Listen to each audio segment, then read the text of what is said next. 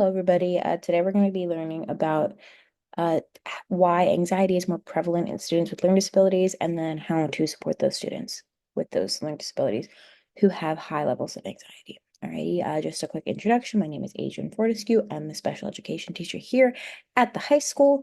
Most of you work with me, but if you do not, that is my role. Please feel free before, after, or during this presentation to ask any questions you may have. So by the end of the session, you will be able to explain why students with a learning disability have a higher rate of anxiety, identify those common signs of anxiety, what classroom tools and strategies we can use to understand student need and what we can do for them, and then applying strategies that I will give you to reduce anxiety for students. Okay. So first things first, why does this matter? So students with disabilities report significantly higher rates of emotional stress, including anxiety. This is because high school classrooms are often fast-paced. They have a higher workload. Um, they have those high-stakes assignments, and then there's the social pressure, right? Um, all of those things heighten anxiety. And then while that anxiety is heightened, anxiety affects the following: attention, working memory, processing speed, task initiation. We will actually go over more things it affects later in the PowerPoint. Um, but kind of going off of that is my little flow chart that I created. This will also be on your handout that you're getting at the end of this presentation. But anxiety, no learning, because if you're anxious, you have all of these areas being affected that are affecting your learning. The more you are not learning, there's an even bigger gap in that knowledge. And then the bigger the gap, the more anxious and avoidant a student becomes. And then if there's anxiety, there's no learning, and it just goes in a circle, right? Until that gap is so big that like nobody knows what to do with it. So what anxiety may look like, I am not going to go through all of these because you should have this PowerPoint in your email. You will receive a handout with this after this presentation, and I don't want to bore you to death. So, um, avoidance, freezing, perfectionism, and inconsistent work. So just very quickly, avoidance is any kind of avoidant behavior you would imagine you see in your classroom. They're going to the bathroom, they're getting up to sharpen your pencil, to putting your head down and refusing to do work. That is not always anxiety, but it is very commonly anxiety, even though it looks more like a refusal, disrespect situation a lot. I think a lot of teachers take it personally. It's usually just because the student is struggling and we need to put something in place to help them out. Same thing with freezing, staring at an assignment and not moving, not completing it, avoiding eye contact with the teacher, being super tense. Perfectionism is when you see a student like erasing and erasing and erasing, a student that asks constant clarification, wants to always know they're doing it correctly, they're on the right track. And then that inconsistent work. So if you have a student that's turning in a 3-paragraph essay one week and then can barely write a sentence the next week, that is a sign that something is going on and we need to get that student assessed, come up with a plan, work on it. Okay. So why is it that students with a learning disability experience that anxiety at a higher rate? Well, you got to remember that students with learning disabilities have had repeated and ongoing academic struggles, which therefore gives them a low self-esteem. It gives them the embarrassment. It gives them the fear of embarrassment. They don't want to ask questions. They don't want to seem dumb. So they don't ask questions. And then you don't know they're struggling. They can't get out of the struggle because they didn't ask questions. It's just a very intense cycle, right? Um, on a more like actual scientifically like based situation, a lot of students with learning disabilities have processing speed issues. So they do take longer to process what you are telling them. And then they know that, and they know socially that is not accepted. So they are sitting there and they are trying to speed up, to not be seen as working slower, but then they're rushed. When you're rushed, you're anxious, you're not doing your work well, you're not retaining information because you're anxious.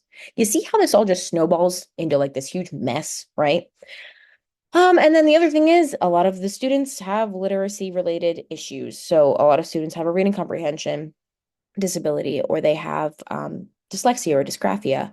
And obviously, if they are having trouble reading and comprehending that reading, they're going to struggle in most courses due to that, right? So I have a lot of students who are on the 3rd or 4th grade reading level, and they are in a 10th grade biology class. And even though they can do the actual like critical thinking side of it, and they can learn about biology, when they are hearing all of these words and having to read these 10th grade level reading, pieces, they can't do that because they don't have the literacy skills for that. which then causes a ton of anxiety for them. And then it turns into, once again, a snowballed issue of we are failing biology, we are failing whatever other class, right? So just a quick little insert here. With your ELL students or any kind of students that might have a different cultural background than what you have, right? So mental health can be stigmatized depending on cultural background. So please understand that if you notice a student is struggling with anxiety and you reach out to them, it might be perceived and received differently depending on their background. Also, ELL students, English language learner students, they may show that anxiety in a different way. So a lot of times students that have broken English or are having trouble understanding you are going to just nod and agree and smile and not ask questions because they don't want to seem different. They don't want people to realize that you don't know that there is an issue and they don't understand what's going on, right? You also see that over reliance on peers. So something that is a strategy you can do that I feel like is more specific to ELL students, English language learners, is allow students to write their first draft of a written paper or an assignment in their first language. Let them get their ideas down on paper in their language, the language that they are comfortable using. And then you guys can work together to write that paper and translate it into English, right? Because I can only imagine if I was trying to brainstorm for a writing and I had to brainstorm and then I had to sit there and go, okay, how do I now write this in English? Give that a try. Let me know how it goes. Okay. So as we kind of discussed, how does anxiety impact learning? The working memory, executive functioning, the processing speed that we talked about, reading comprehension. So they might be able to read it, but they're not comprehending it if they're anxious. I've had many times that even if, I don't know if you guys have ever dealt with something like, if you're in a stressful situation in your outside life and let's say you have a book, like I've been in a situation where I've been, sitting in a hospital waiting room and I'm so anxious about like what's going on that if I'm sitting there reading a book, I might have brought my book to read, but I'm not comprehending any of it, right? I'm sitting there, I have to reread a paragraph 4 times because my brain is just racing.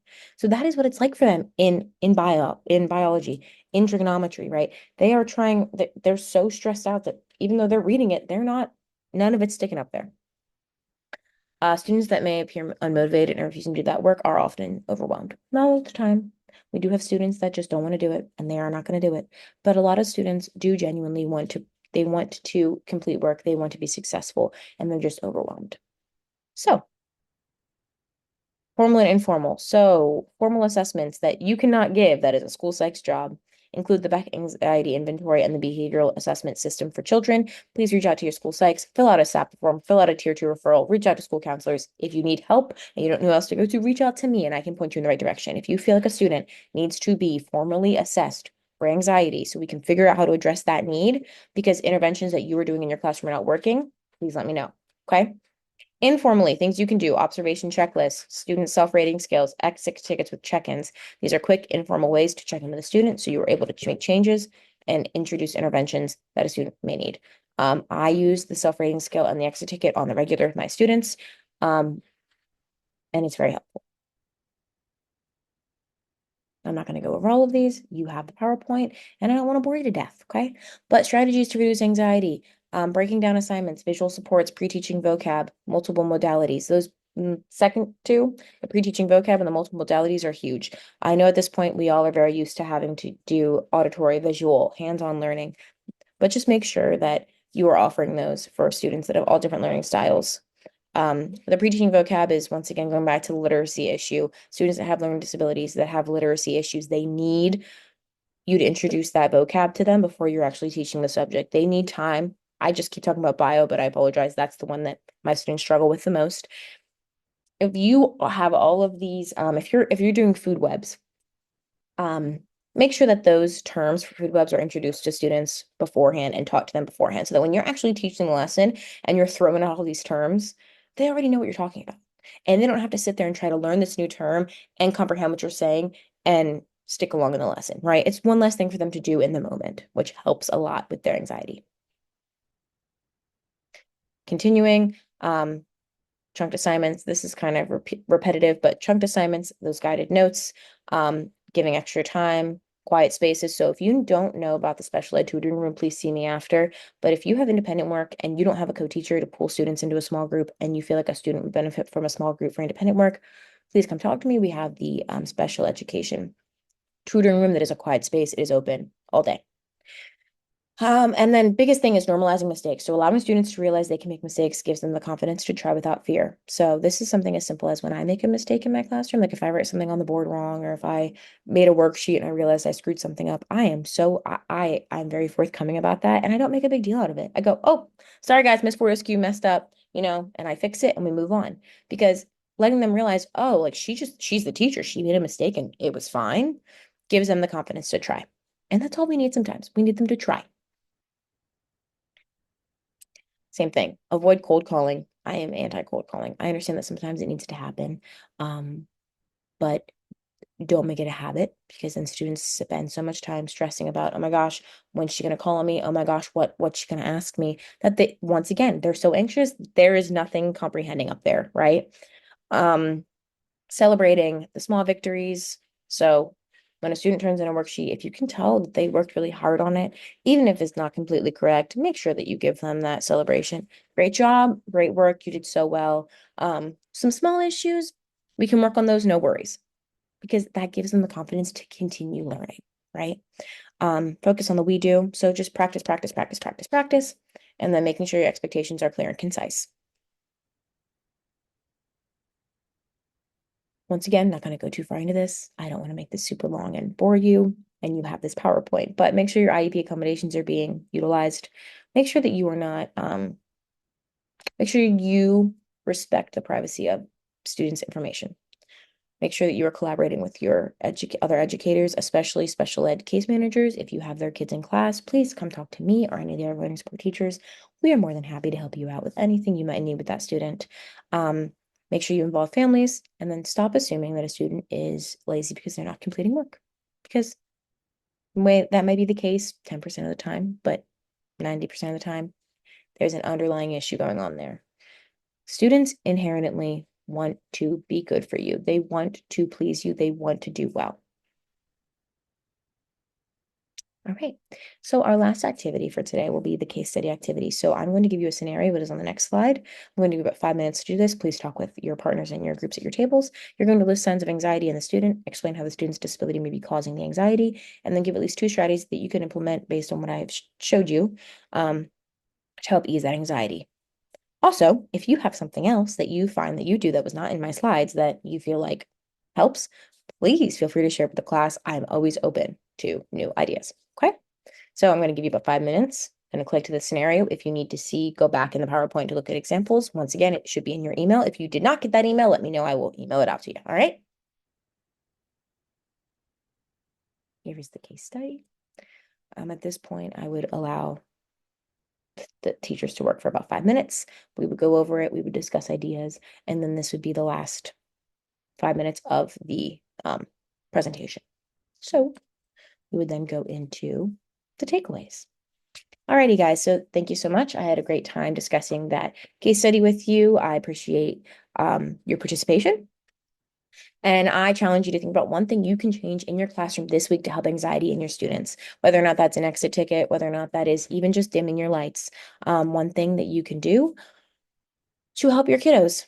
Once again, please reach out to me if you have any questions, comments, or concerns. Please take the handout with you. It is basically just like a condensed cheat sheet of what we talked about today. And once again, encourage you to make those small changes throughout the week. So thanks, guys.